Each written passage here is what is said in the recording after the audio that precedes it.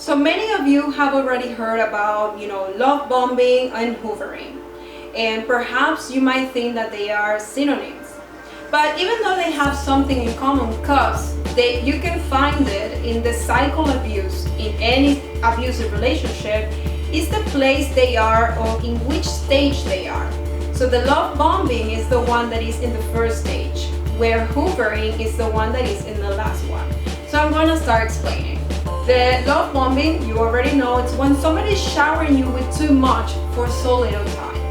And this is a major red flag. Why is that? For somebody who's having very low self-esteem, that it's craving love, this is going to be very difficult to resist. Because this person is going to give you so much that maybe they are going to cover, your emotional needs, financial needs, even physical needs. And you're going to feel like finally you found this perfect person. But for the manipulator, this is amazing because they're seeing you that you're falling into this trap. Then, after they give you too much because they cannot keep up this facade, they're going to start devaluing you. And this is when they start showing their true colors. This is the part that you need to believe. Maybe they are going to ignore you. Maybe they are going to start making fun of your, the things that you like. Maybe they're going to make you feel like you're not good enough. And this is for them a supply, because you are going to be craving so much for this initial state that you're going to try to satisfy their needs. You're going to try to please them. And that's why, as I was speaking in some videos before, they love the empath, because they are going to make everything possible to come back to the love bombing stage. When in reality, this was all a theater, it was all a mask. It wasn't even something they actually felt. It was for them to hook you up into this relationship that will never change. So after the devaluing, they're going to the discard stage. And this part is going to be even harder because you are in the lowest point of your self-esteem. Maybe they are already having another supply. Remember, they don't see you as somebody they love. They see you as somebody that is a supply, that is giving them whatever they need in order for them to boost their ego. So maybe they're having somebody else. And perhaps at this point, when they're discarding you, first they're going to apply you the silent treatment because maybe you didn't do whatever they asked you to. After all of this treatment that they put you through. Besides, you have to do the things they ask you.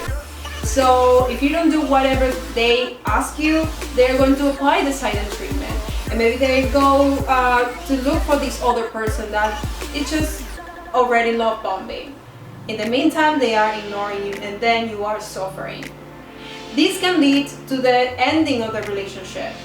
And you're going to feel like, yeah, we're finally over.